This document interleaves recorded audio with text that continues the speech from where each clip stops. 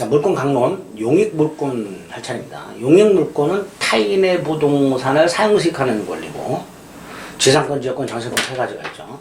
보통 각각 한 문제씩 나온다 생각하시면 돼요. 절차적으로 지상권 한 문제, 지역권 한 문제, 전세권 한 문제 이렇게 생각하시면 됩니다.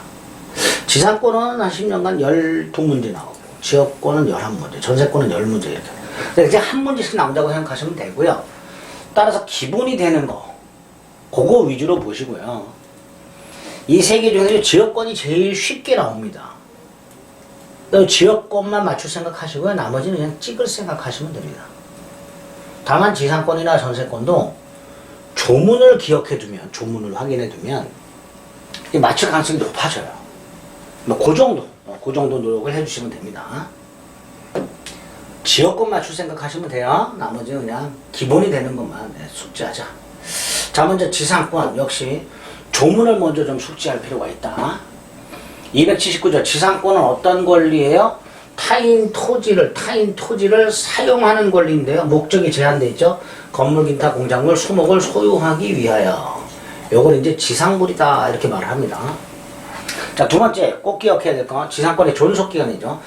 자, 민법상 존속기간은 두 종류가 있습니다. 최장 존속기간과 최단 존속기간이 있는데, 지상권처럼 당사자가 기간을 정할 때 그 기간을 몇 년보다 단축하지 못한다라고 정해놓은 걸 최단 존속기간 합니다. 법에서 30년보다 단축하지 못한다, 15년보다 단축하지 못한다, 5년보다 단축하지 못한다, 그것보다 짧게 기간을 정하면 그만큼 연장한다 이렇게 되어 있습니다. 이걸 최단 존속기간 합니다. 기간이 세 개가 있죠. 석조, 석회조, 연화조, 이화, 유사한, 견고한 뭐, 그러니까 앞에 거 다 떼버리고 얘가 되는 거고요. 견고한 건물을 소유하거나 수목을 소유할 목적이라면 기간 정할 때 30년 이상으로 정해라. 2호, 전호니까 1호 이외의 건물이죠. 견고한 건물 이외의 건물이니까 목적 건물 같은 거 생각하시면 되고요. 15년 이상 이렇게 되죠. 3호 건물 이외의 공작물이라고 되죠. 이제 주차타워 같은 거 생각하시면 되고요. 5년 이상 이렇게 됩니다. 어쨌든 이거 이상으로 정해야 돼요. 그보다 짧게 정하면 그만큼 연장하도록 되어 있고요. 281조는 당사자가 계약을 하면서 기간을 약정하지 않으면 법에서 기간을 정해줍니다. 예컨대 수목 소유 목적의 지상권 설정 계약을 하면서 기간을 정하지 않으면 그 기간은 30년으로 정해집니다. 나아가 2항 지상물의 종류와 구조조차 정하지 않으면요, 지상권 설정 계약만 했고 어떤 지상물을 소유할 것인가 정하지도 않았고 따라서 존속기한도 정하지 않았다면 전조 281조에서 바라본 280조 2호, 그러니까 15년 이렇게 되겠죠. 이렇게 존속기한에 관련된 조문 꼭 확인하셔야 됩니다. 자, 282조. 이것도 중요하죠. 지상권자는 타인에게 지상권을 팔을 수 있고 그 존속기간 내에 땅을 임대할 수도 있습니다. 여기서 토지 소유자인 설정자 동의받으라는 말 없죠. 그래서 설정자 동의 없이 양도 임대할 수 있다 이렇게 생각하죠. 나아가 이거를 금지하는 특약을 하더라도 이 금지 특약은 무효가 됩니다. 지상권의 양도성은 절대적으로 보장이 된다라고 말을 합니다. 자, 283조. 이건 이제 갱신의 간접적 강제라고 부르는 건데요. 지상권이 소멸한 경우라고 되어 있는데 이걸 우리 대법원은 존속기간 만료로 소멸한 경우만으로 해석합니다. 지상권이 이렇게 존속기간 만료로 소멸했는데 그 땅 위에 지상물이 남아있어요. 자, 이 지상물 누구 거예요? 지상권자 소유죠. 그래서 지상권자가 토지 소유자의 계약에 갱신을 청구합니다. 이때 토지 소유자가 오케이 하면 합의 갱신, 약정 갱신이 되겠죠. 그런데 토지 소유자인 설정자가 갱신을 원하지 않아요. 즉 지상권자 갱신 청구를 거절해요. 그럼 지상권자는 요 지상물 요거를 사라 청구할 수 있고요. 토지 소유자는 이건 거절 못합니다. 갱신 청구는 거절할 수 있지만 지상물 매수 청구는 거절 못합니다. 사야 됩니다. 그래서 우려 갱신의 간접적 강제성을 이렇게 봅니다. 284조는 약정갱신을 말하고요. 당사자가 계약을 합의로 갱신했을 때 당연히 그때 존속기간도 30년, 15년, 5년보다 단축하지 못합니다. 물론 그거보다 길게 정하는 것은 상관없겠죠. 285조 지상권이 소멸하면 이때 소멸은요. 소멸 이유를 묻지 않습니다. 지상권자가 지상권을 포기했든 존속기한이 만료가 됐든 등등등 지상권이 소멸하게 되면 원칙적으로 지상권자는 토지를 원상에 회복해야 돼요. 자, 토지를 원상에 회복한다는 건 자신 소유 지상물을 수거해야 된다는 거야. 즉 지상물 수거 의무가 있습니다. 자, 이때 설정자가 상당한 가액을 지상권자에게 주고 건물을 팔아라 청구할 수 있고 지상권자는 거절하지 못하도록 하고 있습니다.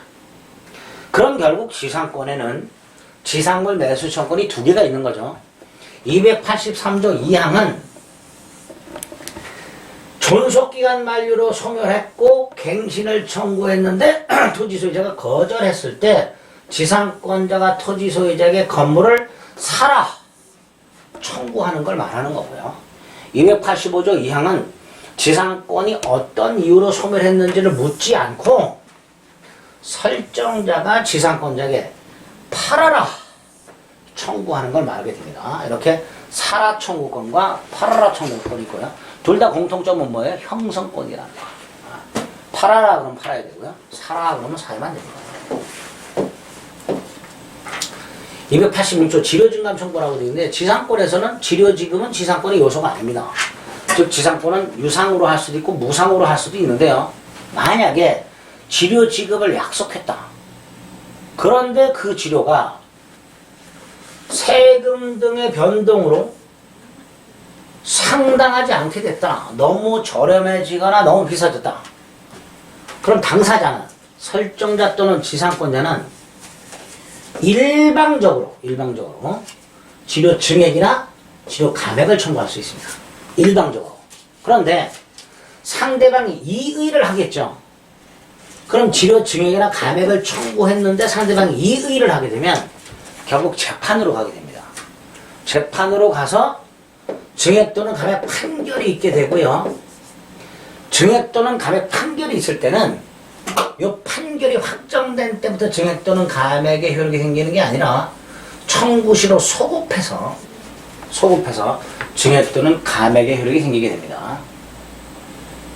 자, 287조 지상권자가 지료를 지급하기로 했는데 그 지료를 2년 이상 지급하지 않으면 토지 소유자는 지상권 소멸을 청구할 수 있고요. 이것도 형성권입니다. 여기서 2년은 연속 2년뿐만 아니라 통산 2년을 포함하게 됩니다. 그리고 요거 하는데 판례가 아주 중요한 게 하나 있죠. 뒤에서 볼 겁니다. 자, 288조는요. 갑소유 땅에 지상권을 갖고 있는 을이 건물도 소유하고 있는데 이 을이 지상권을 담보로 돈을 빌리고 지상권의 저당권을 설정해 놨거나 또는 건물을 담보로 돈을 빌리고 건물의 저당권이 설정이 된 상태, 이 상태에서 을이 갑에게 지료 지급을 2년을 연체하면 갑은 지상권 소멸을 청구함으로써 지상권이 소멸이 되고 건물이 철거가 되겠죠. 그러면 이 저당권자가 유탄을 맞지요. 저당권도 소멸하는 문제가 생겨요. 그래서 이런 경우에 우리 민법은 이 저당권자가 다른 담보를 확보할 수 있는 시간적 여유를 주고 있습니다. 그게 288조입니다. 지상권이 저당권의 목적이거나 지상물이 저당권의 목적일 때 전조의 청구, 즉 을의 2년 지료연체를 이유로 하는 소멸 청구는 이 저당권자에게 그 사실을 통지를 하고 상당한 기간이 경과함으로써 소멸의 효력이 생기도록 이렇게 하고 있습니다. 이게 288조. 289조의 2는 구분지상권이라고 한국전력이 고압 전선탑을 설치한 다음에 고압선을 연결하는데 그러다 보니까 요만큼이 갑소유 땅이에요. 즉 갑소유 땅 상공을 통과하게 됩니다. 그럼 당연히 한국전력은 갑하고 계약을 맺고 땅 위 몇 미터부터 몇 미터까지 범위를 정하여 사용수익해야 됩니다. 이런 걸 구분상권이라 한다. 지하 또는 지상의 공간을 상하 몇 미터부터 몇 미터까지 범위를 정하여 사용수익하는 것을 구분상권이라 하고요. 당연히 구분상권은 수목 소유 목적으로 못하죠. 건물기타 공작물 소유 목적이라고 하게 될 겁니다. 그죠? 그 다음에 이 구분상권을 설정하고자 하는 이 땅에 구분상권을 설정하고자 하는 이 갑소유 땅에 기존의 지상권자가 있거나 지상권을 목적으로 하는 저당권자 등이 있다면 그 사람들 전원 승낙을 받도록 하고 있습니다. 당연하죠. 그 권리와 충돌할 여지가 있으니까 전원 승낙을 받도록 이렇게 하고 있습니다. 여기 이제 구분상권이다.